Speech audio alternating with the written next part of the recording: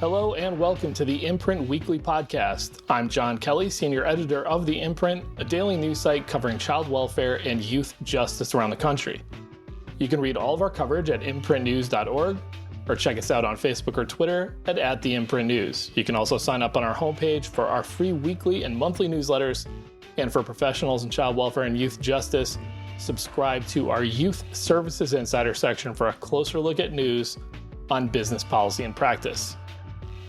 The Imprint Weekly Podcast is also a member of the Safe Camp Audio Network. Check out our show page and all of Safe Camp's other great podcasts at safecampaudio.org, on the web, or at Safe Camp Audio on social media. On this week's episode, we talk with Claudia Rowe, one of the true veteran journalists in the child welfare and youth justice space. We talked to her about her experiences covering both systems in New York and in Washington State, but we focused on her recently published book, Wards of the State: The Long Shadow of American Foster Care. This book shines a light on the experiences of kids who end up involved in the foster care system for a long time, growing up and in most cases aging out of it as adults. The book spins around the story of a former foster youth who is imprisoned for murder, but you meet many other young people along the way, as well as foster parents, judges, and more. So without further ado, enjoy our conversation with Claudia Rowe.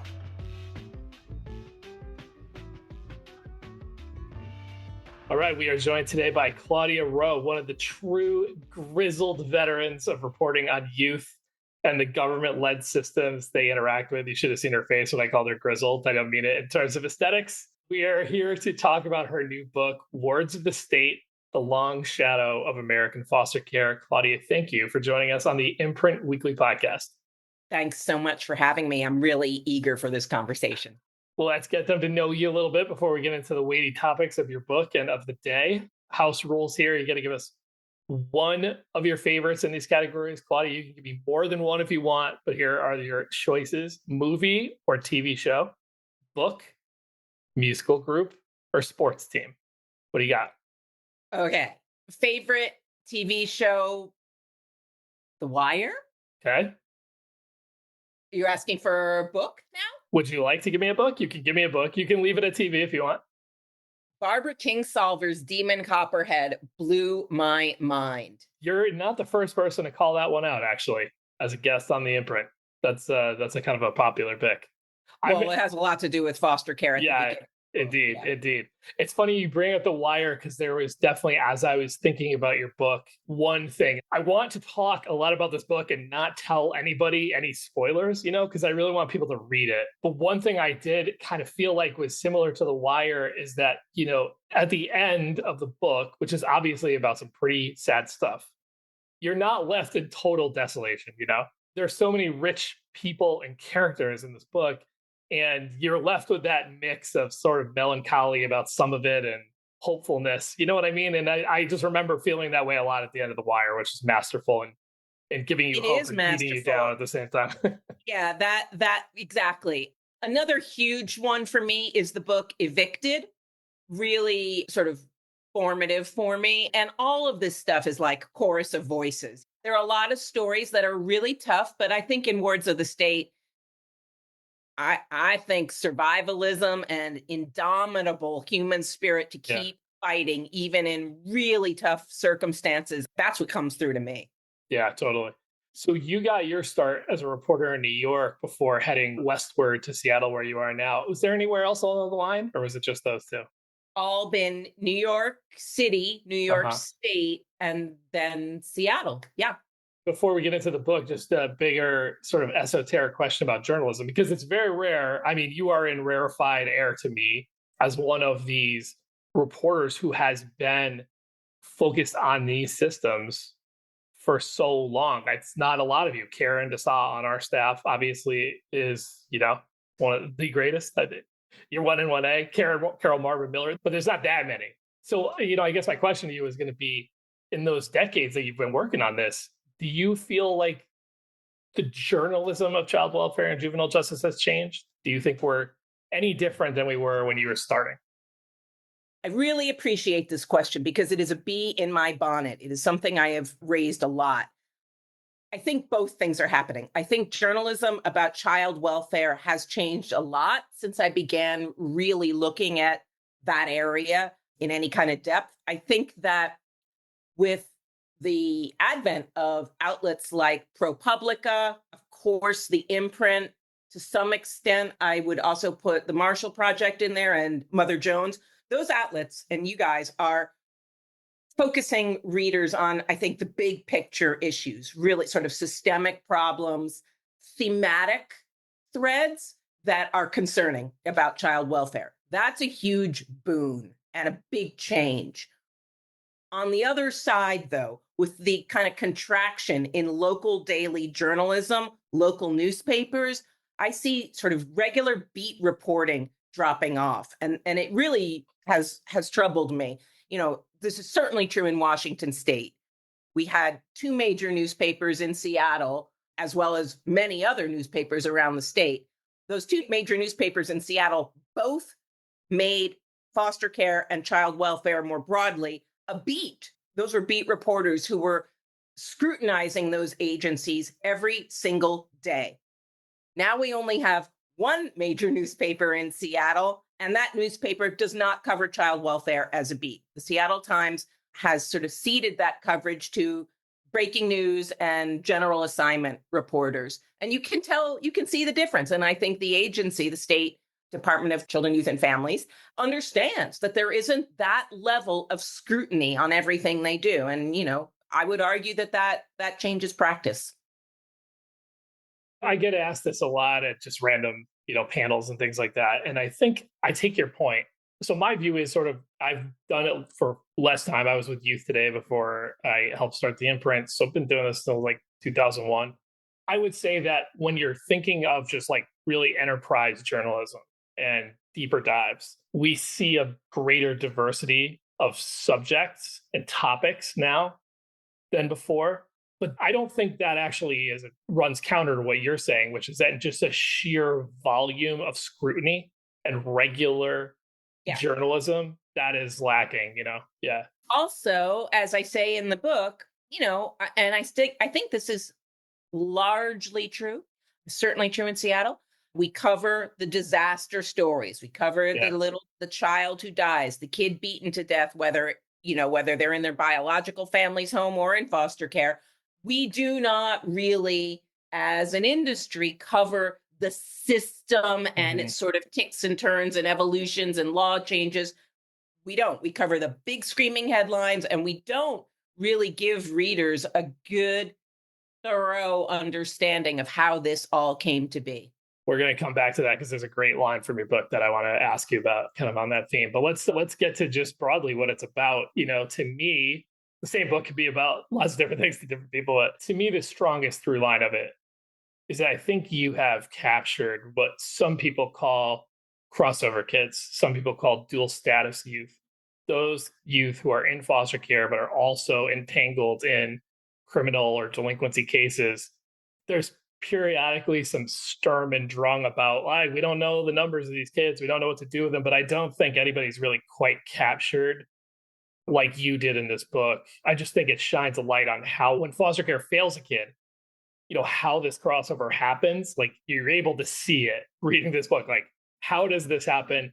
And then I think almost a more important thing, how the trajectory of that behavior can really take off from in some cases, very minor issue. But then I think it's also good to explore kind of where the system fails to avoid altogether the path that could ever lead somebody to a bad outcome. So it's a lot in here, but does that ring true to you, or what do you think? You're giving people the elevator pitch of like why they should read this book. What is the thing that you say is, Yeah. When in the early 2000s, when the Chapin Hall studies came out called the Midwest Evaluations, which really was the first kind of serious longitudinal look of what happens to foster youth when they become young adults. And I was fascinated by that series of studies. I wrote maybe one story about it. This was when the whole concept of aging out and how insane it is to put a kid at 18 years old just sort of out there on their own. And, this was when it was sort of broadly recognized, hey, this is guaranteeing homelessness. This is almost guaranteeing homelessness, trafficking, disastrous outcomes. And it was sort of the norm. I mean, it was just what happened to kids who aged out. That was in the early 2000s.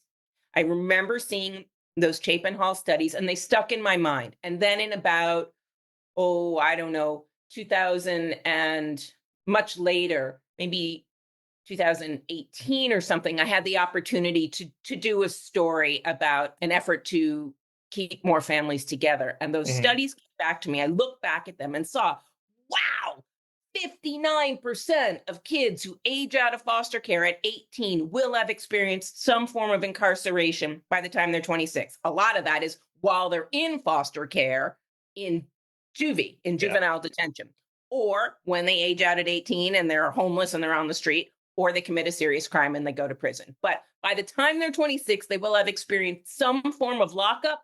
This is the population we say we're going to parent and do better than your original biological family. And the results are 59% have some kind of lockup and fewer than 5% earn a 4-year college degree. Those numbers blew my mind. And they just sort of stuck in my head and nagged at me. And then really by accident, I was in a courtroom watching this teenager get sentenced for murder.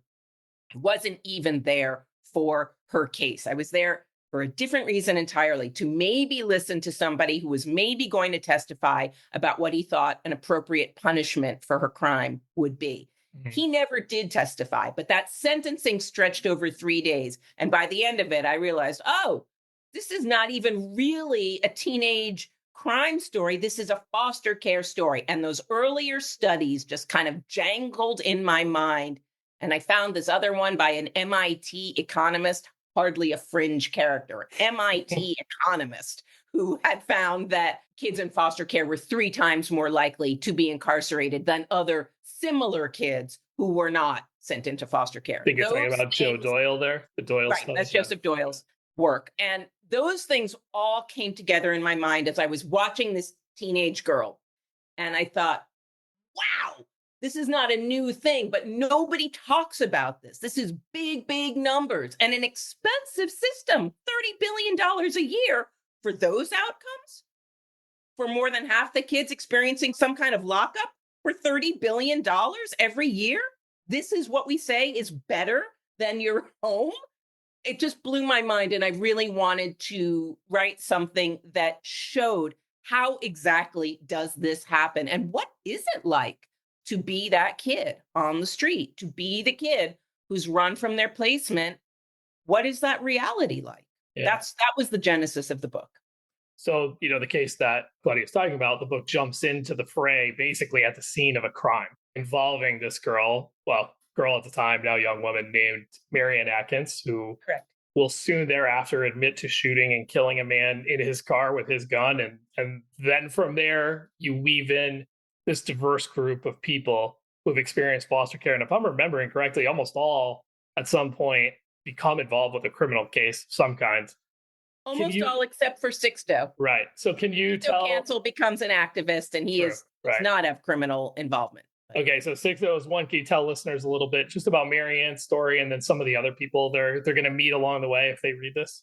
Sure. So the first thing I wanted to understand about Maryanne was, is she some kind of aberration, right? That's what I needed to figure out first. And I found out she's not at all. Her path is so typical. Not that every foster child is going to shoot someone in the head, but Maryanne's path to that point was utterly standard. She had been in about 5 foster homes. She was adopted from foster care. The adoption was a disaster. This happens far more frequently than the system ever accounts for, ever confronts, ever admits. Maryanne was sent from adoption back into foster care. That also is shockingly common and underexplored. After that, when she was back in foster care as about a 14 or 15-year-old kid, even though she loved her last foster parent, that final foster placement was her favorite. And yet, by that point, she was in this chronic cycle of running. So she would run, not literally running, but not be in her placement, right? She was missing from care and she would take off all the time chronically. And then because she did really like this foster parent, I think a lot of people don't realize when kids in foster care run, they are not always running from an abusive foster home. They are often running toward something, like toward other kids on the street with whom they feel a connection or a bond, or toward their original biological parent who they're still looking for, even if that parent neglected or abused them, which was the case for Maryanne and many other kids I encountered in doing the reporting for this book. So Maryanne's path was normal. She's in about half a dozen placements, a failed adoption, and running. Really typical. To find out how typical that was the reporting process of the book. So it led me to talking with, dozens of kids and many, many researchers. There's so many interesting young people that you spoke with for this that just, like you said, they have similar paths to Maryanne, but go in different directions. I think that that kind of speaks to the randomness with which these life circumstances can impact you, good and bad, Yeah, so the point was this is not just a Washington State story. This is a national picture. So there are young people in the book. There's a young woman in Houston, Texas. There's a teenager who lived a lot of places, but when I encountered her, she had been recently sleeping on the subways in New York City. She had been in foster care in the Philadelphia area. That was a hard one to follow, where she was and who had everywhere. She's early childhood in Florida. Then she was in foster care in Philadelphia. She had been raised in Pennsylvania. Then her mom was in Ohio. She was back to Ohio. She's bouncing all over the place. That word bouncing is not a word I like to use with foster care. When people say they bounce from placement to placement, I never use that word. This young woman, Tina, I think kids are just sort of shoved from place to place, or they wander from place to place. They're certainly not bouncing. Anyway, and then Sixto Cancel, who becomes out of Bridgeport, Connecticut, and again, a very fraught time in foster care, and then a disastrous adoption, then back to foster care. In there, he would sort of couch surf. So you could say he was sort of intermittently semi-homeless, a little bit briefly. And then he becomes a huge national activist and is a regular at the White House through 3 administrations before he's 35 years old. And the age of the young people is important here because the youngest was 18 when I started talking with her. The oldest was a man in his late 50s. And the point being, yes, this shadows over your whole life and how long this has been going on, many, many decades. Yeah. Of all the people that are centered in this book, I think the one I'd want to know more about, so please maybe do a spinoff, is Tasha, the caregiver you were talking about. I think that's who you met, Maryanne's last foster home. Correct. That is Maryanne's last foster parent. Just a really interesting, she's not in it for a long time in the book, but unapologetically doing it for money, also doing it because she relates to kids and genuinely cares about them. That blows up every archetype we have about foster parents, like in mainstream kind of thought. And so I just felt like what she has seen over however many years she's been doing this would fill its own book. At least 30 years. Yeah. Yeah. She's amazing. She's tough. She is no saint, and yet definitely a fighter for kids. And Maryanne loved her, but she's tough. Yeah. And, I think one of the really sort of important aspects about Tasha is she, I think the system treats foster parents pretty poorly as well. She's an example of that. The system often treats foster parents as kind of, you're a way station, you're a babysitter, you're essentially providing room and board. We don't really think of you as much more than that. We're going to move kids in and out of your place at, almost at will. For that reason, Tasha eventually asked the kids that were staying at her place to stop calling her mom. And she insisted they call her auntie so that she could seal off part of her heart too. This thing about connection and how foster care sort of thrusts people together and rips them apart. It is not only a shame or a sad thing. It actually has, chemical reactions in people's brains that affect their behavior. Tasha sort of shows that from the other side of a foster parent herself trying to control the hits to her heart.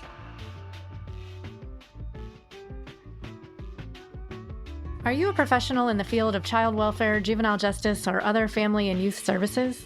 Subscribe today to Youth Services Insider, the imprint's exclusive section on all the insider news you need to stay in the know. Funding opportunities, major federal and state policy shifts, interviews with key leaders in the field. It's all available only for our Youth Services Insider subscribers. Sign up for a monthly or yearly subscription today by visiting imprintnews.org/subscribe. Our podcast listeners get 10% off their subscription by entering the promo code podcast10. That's imprintnews.org/subscribe and get 10% off your subscription by entering the promo code podcast10 today.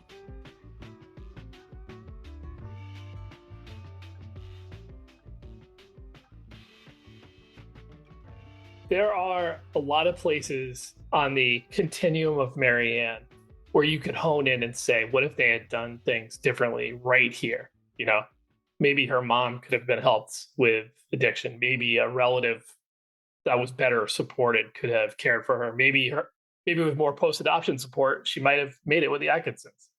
Someone I think points out a kind of spicy one in the book. It's not you, it's somebody that you're talking to, that maybe if a judge had just detained her for some of her behavior, she may not have been in the car where she killed a guy. Is Tasha. Yeah. It's Tasha. Okay. So right. all that wind up to say, you know, you are so immersed in this young woman's story. I'm sure you've thought about it. Is there one of those sliding door moments that jumps out to you as like the definitive point where there was just clearly a better idea for helping Maryanne and it was not taken? This is somebody who, for reasons that are not her fault, got on a difficult path and became a difficult person to help. Yeah. Maryanne resisted help. She was no, shrinking violet or anything. Yeah. Okay. So there are two. I have asked Maryanne herself the same question. She sometimes will say, maybe if she had been taken into foster care younger, like had not lived with her father, which is when things really went off the rails. And that is her last stop before foster care. And she was abused there. So she says, maybe if it had been earlier. I also think her very, very first placement, which was brief, I don't think it was more than a month. This was an older couple. It was right before Christmas. They had a bunch of puppies. Maryanne recounts them as these like very kind people who she desperately wanted to stay with. But the state pulled her out and in fact did what we say we want the state to do, is they put her with a family friend. We say we want more kinship care, more family connection, more connection of all kinds. And yes, the book definitely says that. And I believe that does help.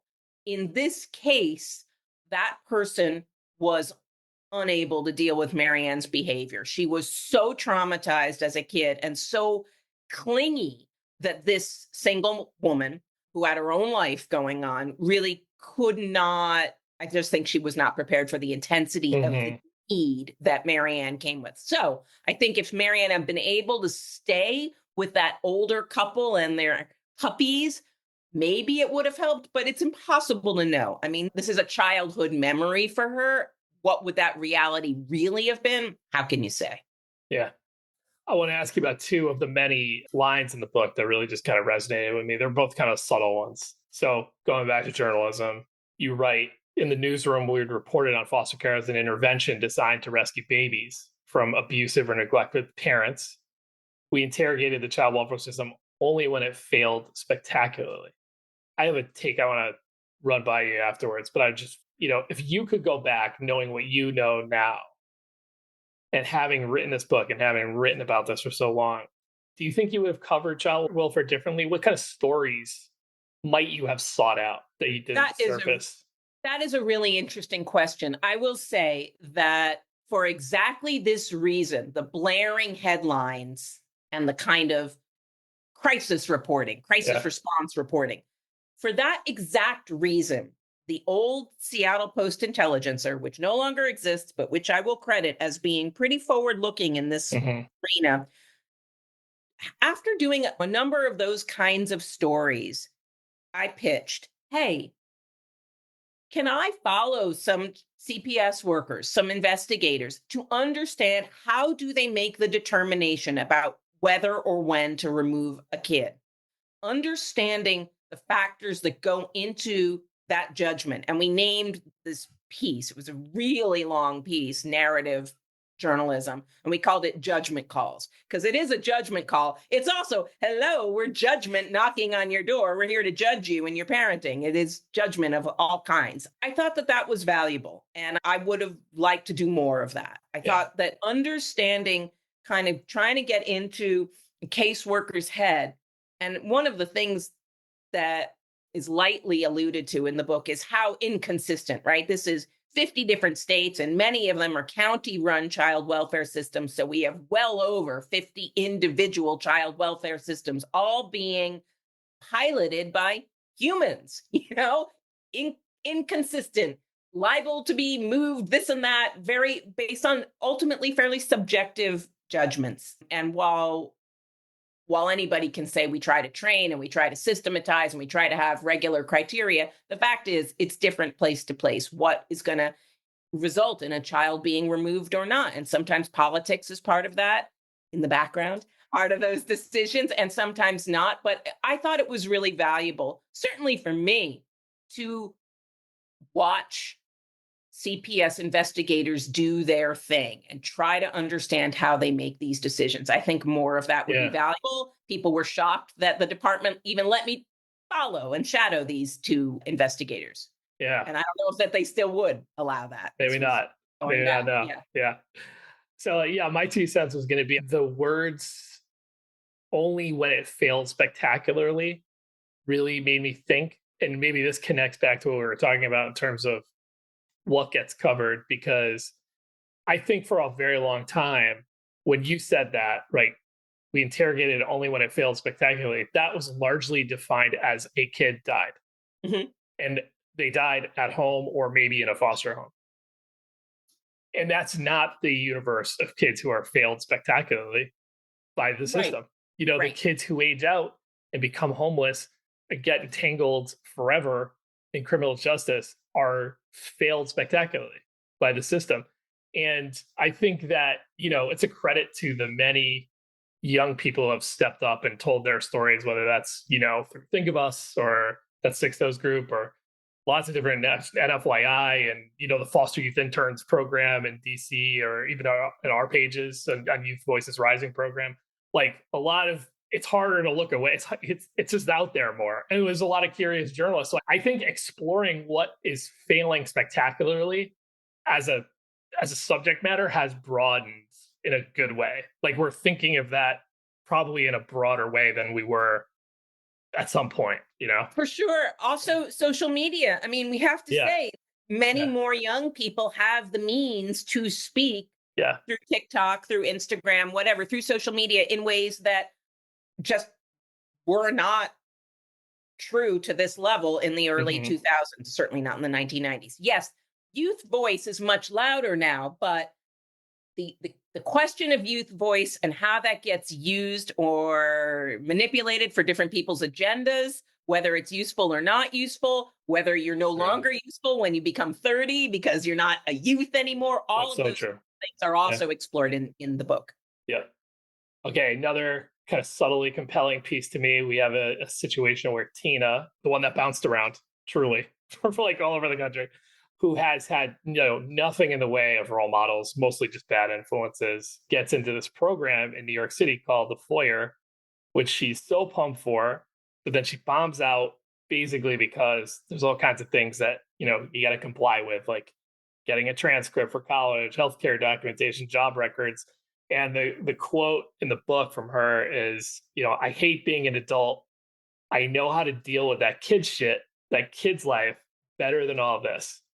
And I just was really struck in that, reading that, about just sort of the duality of being thrust into adult situations so early and never actually learning adult behavior. So like first, sorry, I'm going to just riff here and then I want to hear how you think about all this, but hate being an adult is probably the most common emotion that like any of us have. I mean, I don't know about you, like at least 3 times a week. It's like, man, it was a lot easier when I didn't have, any responsibility of my own. But just how backwards the situation gets also for these kids, because that time of having people ask you for transcripts and college stuff like that's actually, if you are on a more normal trajectory out of your parents and into college or whatever, that's like the gateway into adulthood. Adulthood is actually the part where you just have to know how to do it yourself. And it just, I don't know, man, it just really kind of struck me like how backwards we spin them into that moment where they've been on their own and are now coming into that moment, and that feels like adulthood. And it's like, how can anybody expect that to work? They have no tools. I will just say, in my mind, before I wrote this book, certainly while writing the book, and now I think it's really hard to be a kid. I think people go, oh, childhood is this like, Also I a did good my point. time, no responsibilities. Yeah, right. But I think it's really, really hard to be a kid because nobody listens to you. And if they hear you, they discount, or they say your reactions are out of balance or, too extreme. This was very much Tina's situation because her anger at her original family situation and then being passed around through all these many programs, her anger. I mean, Tina is a brilliant kid. I mean, she's really, really sharp. Her brain moves fast. She's a smart kid, but her anger sort of subsumes her goals all the time. And that is what was happening in that scene that you just quoted. She knew that this was a great opportunity, this program, which, just for your listeners, very quickly, in New York, it's called the Chelsea Foyer. It's a model imported from the UK that is for runaway or homeless young people or young people who have just left the foster care system. And it essentially sets them up with their own apartment, but forces savings. They have to have some kind of job, and the program puts a little bit of money every month into savings, so that the idea being when they leave, they have a couple $1,000s and they can begin to establish themselves. However, in New York City, $2,000 is not going to get you very far. Tina recognized this almost immediately. I mean, Tina, age 18, completely got it. And she did not like all these restrictions, all these rules, all this being in her business, all this case management. She definitely needed guidance, and she knew it. She kept saying, I don't know how to file for health insurance. And now I don't have my meds because in foster care, all that was done for me, and now she's sort of still nominally in care, but on her own. This is the same problem that comes with extended foster care. And we should say, for listeners, there are many kids who don't necessarily have to be out on their own at 18. They can have extended foster care to age 21, but it usually comes with pretty strict conditions, like you have to be in school, you have to be employed, some combination thereof. A lot of kids like Tina have had the government in their business, and not in a great way, for so long that when the opportunity to be quote unquote on their own presents itself when they become 18, even though they know how dicey it's going to be, they are so done with the government regulations that they do not readily accept extended foster care. Yeah, that's right. And to Claudia's point, I mean, most states at this point have stood up some sort of extension of foster care to 21, but let's say the uptake is of high variance from state to state. And nowhere near what I think that when those programs were being stood up, which was starting in the early 2000s, I think the belief was, oh, this is the answer. This will do it. And that isn't it. No, it is not really meeting the needs. Some stuff out of California, like universal basic income for kids leaving foster care, there are a few little sort of pilot type programs, seem to maybe be promising. However, as the book makes clear, hopefully, this is not only a problem of money and having the means to support yourself. This is about a whole kind of psychological scaffolding that does not exist in a lot of foster kids to provide them with the kind of resilience that you need to weather the disappointments and frustrations of life. But so many foster kids, like Tina, they just flip the table. They just say, forget it, and they're out. Yeah. So, as you can tell from this conversation, a lot of the book dives deep into the deep end. These are youth who have been in foster care a while. They're aging out of foster care. They're going into their adulthood. And then Claudia sort of goes back sort of upstream of child welfare a bit, or foster care at least. Towards the end of the book, you come to this section that, as a child welfare wonk, was great to read for me, about Judge Ernestine Gray, whose work sort of largely gone under the radar. And I'll link to some stuff for people because I don't want to get into like 20 minutes on this. But bottom line is, Judge Gray got foster care down to near zero in New Orleans. Double digits. It was like 25 kids. Mainly by just really holding lawyers and workers to the letter of the law if they wanted to remove kids. There's all these kind of like big philosophical ideas on how to narrow child welfare or narrow foster care. And I think that maybe like one part of why it doesn't get a lot of attention is Judge Gray just sort of like enforced the laws that there were. Right. It's not sexy, but it did result in this big downsizing. So I was just curious, like, why you decided to put it in and how you see it kind of meshing with, the bigger story you're telling about what happens to these kids down the line. Right. I thought it was really important to show two things. Most of the book is adolescents and young adults, right? Mm-hmm. But I thought, and what happens to them and why are they in the positions they're in? But I thought it was essential to show, as you say, upstream, to show like, wait. How do they even get into the system? What are the mechanics of that? And I didn't want to, this book is not about the entire foster care system. This book is very focused on what is the story with this overlap with the criminal legal system? What is the deal here? But still, it was important to have some kind of grounding in how do kids even show up in the system to begin with. And Judge Gray had been mentioned to me not a long time ago, but shortly before she retired. Somebody here in Seattle mentioned her to me. They didn't know about this book. I was just being a columnist at the time. And they said, you should check out her stuff. She was, not well known. She was not famous, kind of infamous in New Orleans, but nationally, not a well-known figure. I had never heard of her. And then I went and looked and found, oh, wow, Casey Family Programs has done this in-depth research on her methods and the effect of them. And her approach could definitely be used as a case study for, let's prove that this kid must be removed from their family. That's essentially what she had social workers doing, rather than going on sort of a feeling or vibe or something. She was simply making caseworkers abide the letter of the law. But she was tough. I mean, she was tough. And I think this was a shock to the system. The researchers were really interesting to me when they said, hey, family court is kind of an assembly line.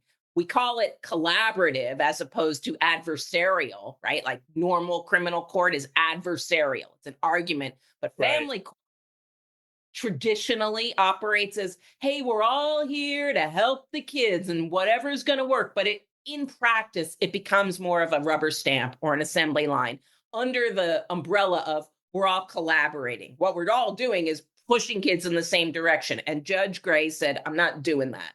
I'm not going to be some rubber stamp. I'm going to make people really lay it out. And when she did that, the numbers went way down.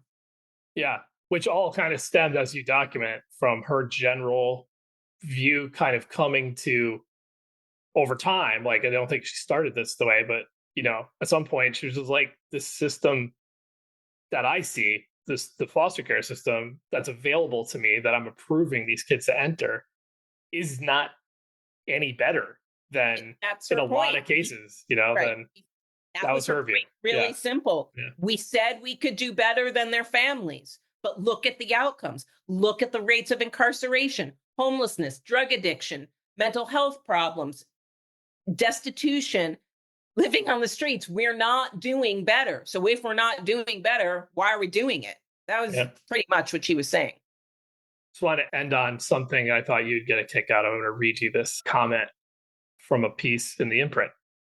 The preventative measure that needs to be taken is providing each high-risk foster youth with the resources and support they need, whether it's a safe place to lay their head, a shirt to wear, or an advocate or mentor, preferably with lived experience, who can help guide them towards their goals and plans for the future, just like any other human being. This pipeline needs to end.